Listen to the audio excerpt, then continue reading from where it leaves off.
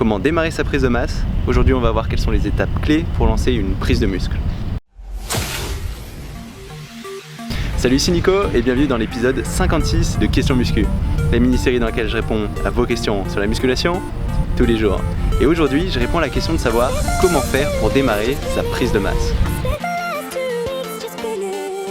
Et comme j'ai déjà dit dans mes vidéos d'avant, je suis pas vraiment fan du modèle prise de masse sèche, où on va prendre beaucoup de muscles mais en prenant aussi du gras, et après on va essayer de perdre ce gras en perdant aussi du muscle. Parce qu'en général c'est sous-optimal, les personnes qui font des prises de masse pas propres vont avoir tendance à prendre trop de gras, et quand elles vont sécher derrière, elles vont perdre trop de muscles. Et à la fin, elles n'ont pas vraiment progressé. Moi ce que je te conseille de faire, c'est plutôt de prendre du muscle en essayant de limiter la prise de gras, tu progresseras beaucoup plus vite sur le long terme comme ça. Mais à part ça, si ton but c'est de prendre du muscle, il va y avoir un certain nombre d'habitudes que tu vas pouvoir mettre relativement rapidement en place qui vont t'aider à prendre rapidement du muscle. Et c'est ce dont je vais te parler dans cette vidéo. Mon premier conseil pour démarrer ta prise de masse, ça va être de commencer par perdre de la graisse, de commencer par sécher. Parce qu'en fait, plus tu seras sec, plus tu auras tendance à prendre du muscle rapidement ensuite. Donc par exemple, c'est ce que je fais avec tous mes coachings. La première chose qu'on fait quand on veut prendre du muscle, c'est commencer par sécher, perdre un certain pourcentage de masse grasse. Ça aidera à prendre du muscle derrière. Et pour faire ça efficacement, tu seras obligé de passer par la diète. Il faudra notamment que tu limites tes glucides, que tu augmentes ta proportion de bonne graisse, que tu augmentes tes protéines. En fait, j'ai même fait une petite vidéo sur comment lancer sa sèche qui résume un petit peu tout ça. Donc en fait, pour lancer ta prise de masse, c'est important que tu lances en même temps ta sèche. Ça peut paraître un peu paradoxal, mais commencer par une petite phase de sèche avant de te lancer dans ta prise de muscle sera la plus sûre façon d'augmenter la vitesse à laquelle tu prendras du muscle par la suite. Donc pour commencer à prendre du muscle, commence par être sec.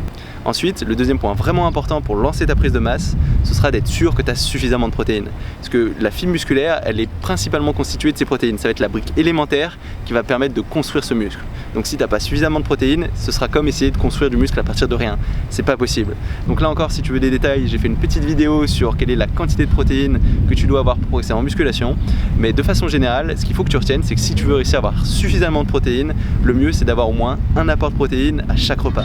Donc par exemple, le matin, le midi et le soir. Et dans l'idéal, même après ta séance d'entraînement, ça va avoir pas mal d'effets, ça va aider à accélérer la prise de muscle. Donc si tu as par exemple 2 œufs le matin et 3 tranches de jambon d'Inde, que tu as une bonne portion de poulet le midi et que tu as une portion de poisson le soir, dans un premier temps, ce sera largement suffisant pour commencer à construire du muscle. Et te prends pas la tête en essayant de savoir au gramme près la quantité de protéines que tu dois avoir. Ce qui est important, c'est que tu en aies à chaque repas, ça te permettra d'en avoir suffisamment. Et si tu essayes de changer trop de choses d'un coup, d'être trop précis, ça risque d'être trop contraignant et tu risques de ne pas le tenir sur le long terme. Donc cette règle très simple d'avoir des protéines à chaque repas, elle est largement suffisante dans un premier temps. Ensuite, si tu es débutant ou intermédiaire et que ton but c'est de prendre un maximum de muscles, ce sera important que tu tires un maximum parti de la réponse hormonale. La réponse hormonale, c'est le fait que quand tu vas travailler un grand nombre de fibres musculaires d'un seul coup, ton corps il va réagir très fort en libérant beaucoup d'hormones comme la testostérone, l'hormone de croissance, et que ça va largement aider à prendre du muscle de partout. Et ça va être un des principaux facteurs qui va te permettre de progresser si tu es débutant intermédiaire. Et pour tirer un maximum parti de ça, le mieux c'est de s'entraîner en full body, où tu travailles à chaque fois tout le corps à chaque séance avec de gros exercices polyarticulaires qui vont te permettre de travailler un grand nombre de fibres musculaires, d'où cette réponse hormonale élevée. Donc même si tu as déjà commencé à progresser, c'est full body en général, ça te donnera de très bons résultats.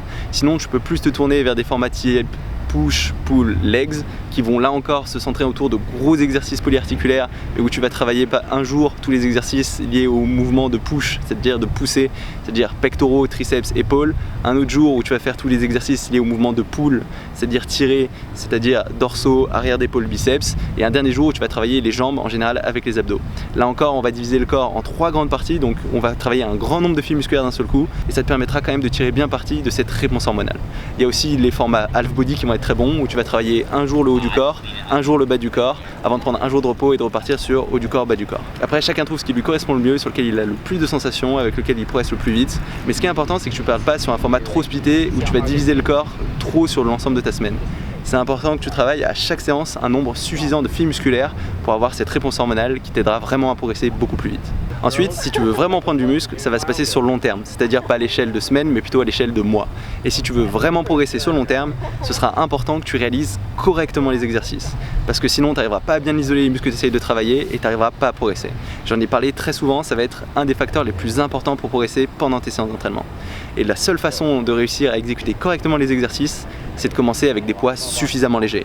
Donc mon conseil, si ton but c'est de relancer là ta prise de masse, c'est de diminuer tous tes poids, de commencer avec des poids relativement légers, de bien contrôler ton geste, de bien te concentrer sur la qualité d'exécution de ces gestes pour être sûr de les faire correctement et ensuite d'augmenter progressivement tes poids petit à petit. Mais pour prendre du muscle, tu seras obligé d'avoir cette exécution parfaite. Et il faut vraiment que tu commences avec des poids suffisamment légers. Si à un moment tu veux mettre des poids lourds, stimuler efficacement ton corps, il faudra que tu commences avec ces poids légers, tu ne pourras pas y couper.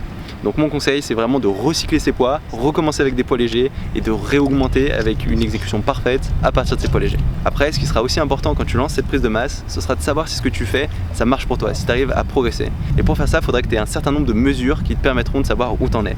Donc moi, ce que je te conseille de faire déjà, c'est de te peser tous les jours, chaque matin à la même heure. Puisque en fait, ton poids, il va pas mal fluctuer tout au fil de ta semaine, au fil de ta journée, selon ce que tu manges, si c'était plus ou moins salé, si tu allé aux toilettes. Et du coup, pour savoir exactement quel est ton poids, c'est important de faire une moyenne sur l'ensemble de ta semaine.